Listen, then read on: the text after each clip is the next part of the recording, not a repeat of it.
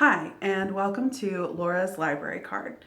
I'm Laura, and today this is going to be my book review on Autoboyography by Christina Lauren.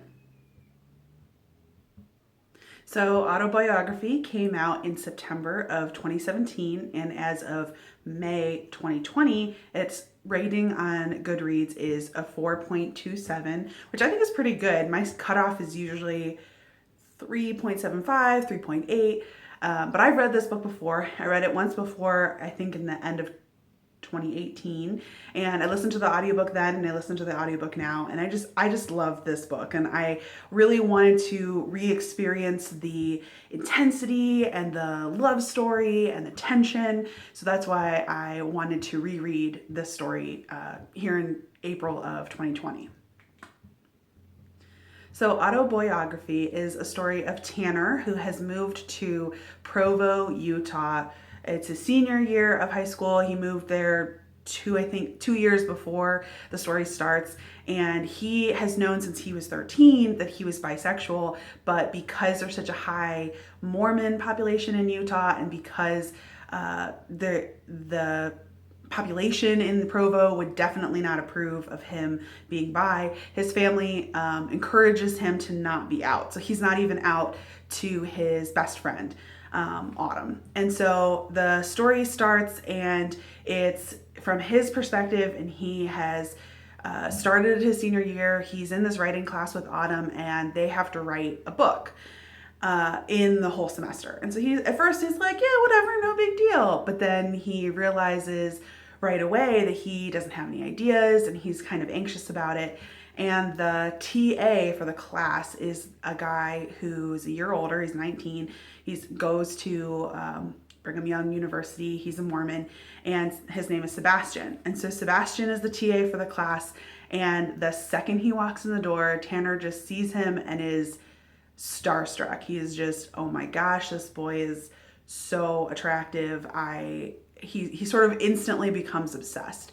So at first he's kind of stressed out about that because he can't have a crush on the TA, the Mormon TA, the bishop's son TA, Sebastian.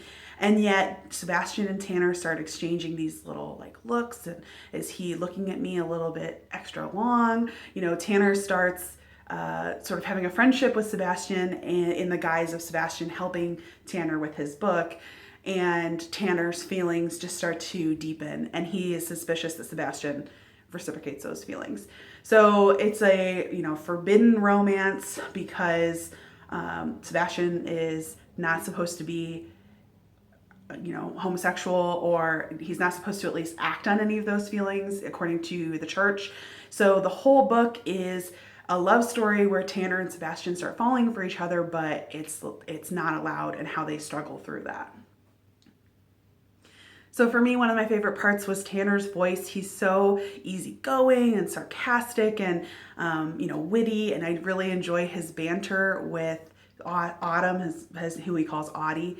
And he has sort of this cocky attitude almost at the start of the book, because he's, this smart student. And he's like, I can write a book, no problem.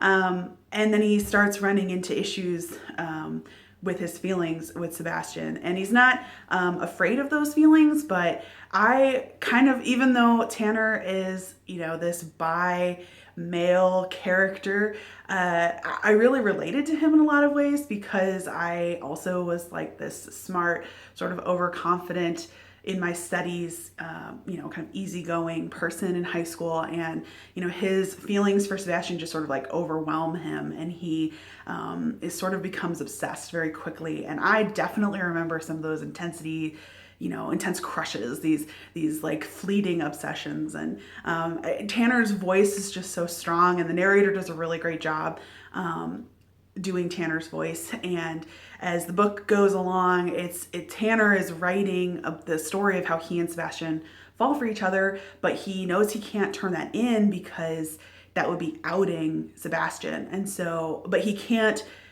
like, writing the book for him almost makes their relationship and his feelings feel valid. And so Tanner just can't stop writing the book. And I just felt like he is so in touch with his feelings. It's really, he's a strong character. that I loved that intensity. I love Tanner. I love Sebastian too. The second, maybe the last like 40% of the book, we start seeing both Tanner and Sebastian's perspectives, and it switches from first person to third person. So I never felt like I was really fully in Sebastian's head the same way you're in Tanner's head for the first, 60%. The epilogue was like the only part that didn't quite fit for me. So overall, just because I love the narrator and because I love the characters, I rated the book a 4.7, and I loved it, and I probably will come back someday just because I really enjoy this love story.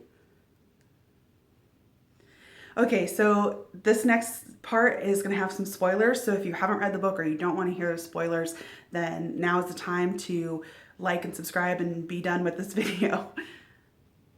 So, spoilers. Okay, so clearly Sebastian and Tanner get together. They actually kind of get together and break up multiple times throughout the book because Sebastian is constantly feeling pulled in multiple directions based on his religion and his family, and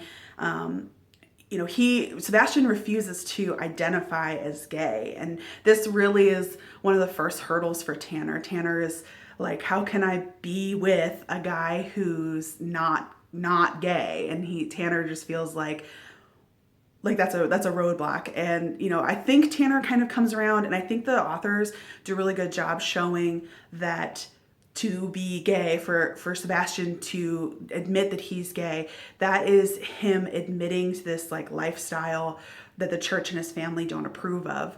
And he just hasn't kind of gotten to that point yet. And eventually he does. And eventually at some point he actually has, he kind of like in a moment at the dinner table with his whole family, Sebastian says, well, what if one of your kids was gay? And it's not quite, but sort of practically and functionally is Sebastian coming out to his family. And after that, there's so much tension in his family, and they're not even speaking to him. And so Sebastian like has been with Tanner, and then he says, no, we can't be together. And he kind of keeps ghosting Tanner. And so I really enjoyed that push and pull in their relationship, because I feel like, yes, they're young and they're teenagers, and teenagers kind of have an on and off, again, relationship. But I really felt like that emphasized how much thought and prayer Sebastian was putting into it, and how it like deepened Sebastian's true feelings for Tanner, because he wasn't just like kind of wishy-washy. He was really evaluating his own heart. And I felt like it was tough for the reader to go through that with Tanner, but at the same time it showed how they were really like meant to be, because they couldn't just be like, well, that was over, it's done. That relationship wasn't meant to work out. Probably one of my favorite scenes happens just about halfway through the book.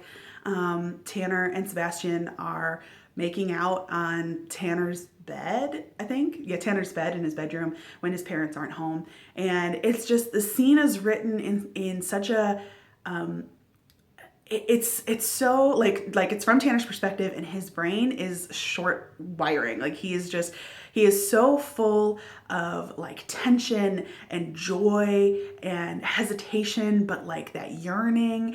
And even though it's from Tanner's perspective, you can get that from Sebastian too. And so for me, I was just on the edge of my seat during that whole scene. And it comes across, it is sexual, but it's not as explicit, and it's not like raunchy, and you can feel that tension and the desire, but at the same time it's like tender and innocent. And I was really amazed at like how that balance was maintained throughout that scene, and it really just makes you just like really root for the characters. You want them to figure it out.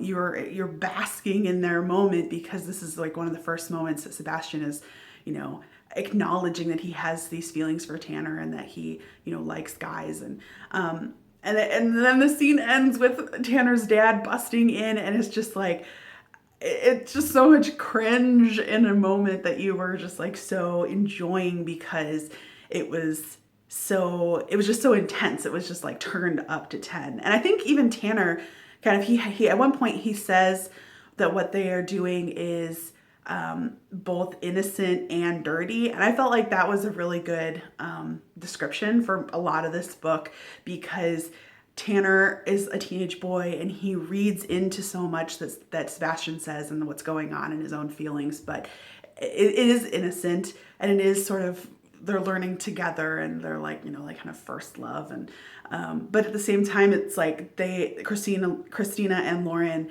they manage to like inject that like breathless like tension into a lot of those scenes. I mentioned earlier that like the only off note for me was the last chapter / epilogue, and I'm not 100% sure what the better, like how they could have resolved it better, because it bothered me that Sebastian shows up on the college campus where Tanner has gone to school, and Sebastian's like, well, I am not going on my mission, and I'm kind of sort of out to my parents, and like I came here to be with you. And like, yes, it's a romance, and so you want them to have this happily ever after, you want them to get together in the end, but it's like sort of it doesn't seem to fit just quite right. It seems like Sebastian's like 100% sure, whereas we just spent the entire book showing how he's not sure of his ability to be gay and out, and to like, is it right for him, morally, religiously, is it right for him to act upon his feelings for Tanner? And so, yes, I want them to be together, and like I don't want his family to not love Sebastian, because Sebastian's just this like perfect little cinnamon roll, and you want to protect him. But at the same time, it seemed like not realistic for him to just be like, yep, everything's cool with my parents and all's well. And I don't think he quite gave that impression, but I would have almost preferred a scene where Sebastian and Tanner are together, but there's still some struggle there, where Sebastian is still like, constantly kind of praying and constantly concerned about his tension with his family. And also, Tanner and Sebastian, they have, in this fake epilogue, alternate history, Tanner and Sebastian are definitely in love, but even so, there's still tension with Tanner, and Tanner's like trying to come to understand the religious side of Sebastian. That might have worked for me. Maybe even, I guess I don't think that Christina and Lauren wanted to really kind of put words into Sebastian's mouth, and any sort of coming out experience is really personal and would be different for every person and every family. But I almost would have liked to have seen that with Sebastian and his discussion with his parents. It's sort of just alluded to. So I liked they got together in the end, and I'm happy that there's a happily ever after, but it just felt like it was a little too like perfect without having enough of the balance and struggle that was sort of present and a main driving source of conflict throughout the whole book. So that's it for my autobiography book review. Thanks for watching. Bye.